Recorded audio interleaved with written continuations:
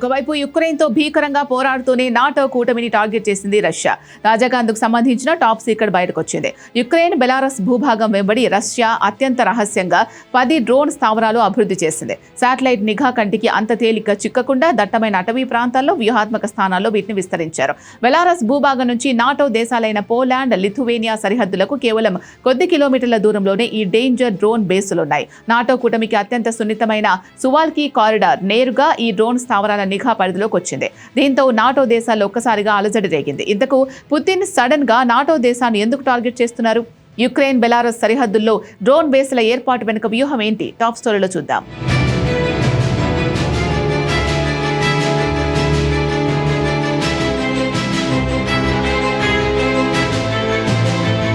అంతర్జాతీయ media the Telegraph బయటపెట్టిన top defence secret ఇదే. బెలారస్ భూభాగం, రష్యన్ సరిహద్దుల వెంబడి పుట్టుకొచ్చిన 10 రహస్య డ్రోన్ స్థావరాలు నాటో కూటమిని ఉక్కిరిబిక్కిరి చేస్తున్నాయి. ముఖ్యంగా నాటోకి అత్యంత సున్నితమైన సువాల్కీ కారిడార్ ఈ లాంచ్ ప్యాడ్ల పరిధిలోకి వచ్చింది. పోలాండ్ను బాల్టిక్ దేశాలతో కలిపే ఈ సన్నని భూభాగంపై రష్యా డ్రోన్ నిఘా పెరిగితే బాల్టిక్ దేశాలను ప్రధాన నాటో భూభాగం నుంచి సులభంగా వేరు చేసేయొచ్చు. అంతేకాదు ఈ స్థావరాల్లో 59 మెకానికల్ లాంచ్ రైల్స్ ఏర్పాటు చేశారు. రన్వేలతో పని లేకుండా న్యూమాటిక్ రాకెట్ బూస్టర్ల సాయంతో ఫిక్స్డ్ వింగ్ డ్రోన్లను నిటారుగా క్షణాల వ్యవధిలో గాల్లోకి విసిరేసేలా ఈ రైల్స్ పనిచేస్తాయి. దాడి జరిగిన వెంటనే తమ ప్రదేశాలను మార్చుకునే సౌలభ్యం ఉండడంతో నాటో నిఘా రాడార్లకు వీటి టేకాఫ్ పాయింట్లను గుర్తించి ధ్వంసం చేయడం అత్యంత సంక్లిష్టమైన సవాలుగా మారుతోంది. ఈ స్థావరాల్లో ఒక్కో చోట వందలాది డ్రోన్లను సిద్ధంగా ఉంచే భూగర్భ, సెమీ అండర్ గ్రౌండ్ స్టోరేజ్ హ్యాంగర్లను రష్యా నిర్మించింది.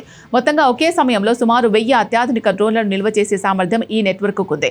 ఇది నాటో ఎయిర్ డిఫెన్స్ కు ఊహించని తలనొప్పిని తెచ్చిపెడుతోంది. ఈ ముప్పును అత్యంత తీవ్రంగా పరిగణిస్తున్న దేశాల్లో పోలాండ్ అగ్రస్థానంలో ఉంది. రష్యా డ్రోన్ బేస్ల విస్తరణ నేపథ్యంలో వార్సా తన రక్షణ బడ్జెట్ ను జీడీపీలో దాదాపు 4% పైగా పెంచి తూర్పు సరిహద్దును ఒక దుర్భేద్యమైన కోటగా మారుస్తోంది.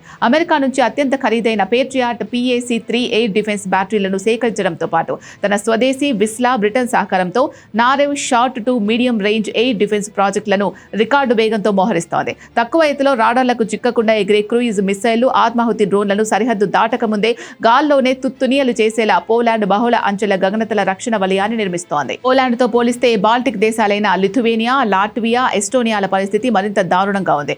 ఎందుకంటే ఈ దేశాలకు సొంతంగా యుద్ధ విమానాలు గానీ, పూర్తిస్థాయి దీర్ఘశ్రేణి ఎయిర్ డిఫెన్స్ వ్యవస్థలు గానీ ఈ దేశాలకు లేవు. ఇప్పటి వరకు NATO rotational Baltic air policing mission పైనే ఇవి ఆధారపడుతున్నాయి. అయితే రష్యన్ డ్రోన్ స్థావరాల సమాచారం వెలుగు చూశాక జర్మనీ, అమెరికా, నార్వే దేశాలు తమ అధునాతన ఐరిస్-T నాసామ్స్ యూనిట్లను బాల్టిక్ సరిహద్దుల్లో తాత్కాలికంగా మోహరిస్తున్నాయి. బాల్టిక్ దేశాలు కూడా సంయుక్తంగా నిధులు సమకూర్చుకొని తక్షణ ఎయిర్ డిఫెన్స్ కొనుగోళ్లను వేగవంతం చేస్తున్నాయి. మరోవైపు ఈ కొత్త డ్రోన్లు ఇంగ్లీష్ ఛానల్ దాటి బ్రిటన్ను కూడా తాకగలవని రష్యా చేస్తున్న ప్రకటనలు నాటో కూటమిలో అలజడి రేపుతున్నాయి. ఇది కేవలం మాటలకే పరిమితం కాదని గుర్తించిన UK Royal Air Force North Sea తీరంలో తమ టైఫూన్ F-35 యుద్ధ విమానాల గస్తీని పెంచింది. అమెరికా, యూరోప్ ఇంటెలిజెన్స్ ఏజెన్సీల అంచనాల ప్రకారం పుతిన్ పూర్తి స్థాయి సంప్రదాయ యుద్ధాన్ని ప్రకటించకుండానే హైబ్రిడ్ వ్యూహాల ద్వారా యూరప్ ను అస్థిరపరచాలని చూస్తున్నారు. రష్యా ఉద్దేశపూర్వకంగా తన సూసైడ్ డ్రోన్లను నాటో ఎయిర్ స్పేస్ లోకి పంపి రాడార్ల ప్రతిస్పందన సమయాన్ని పరీక్షించడం, సరిహద్దు వెంబడి నిరంతర ఆందోళన రేకెత్తించడం వంటి కవ్వింపు చర్యలకు పాల్పడుతోంది.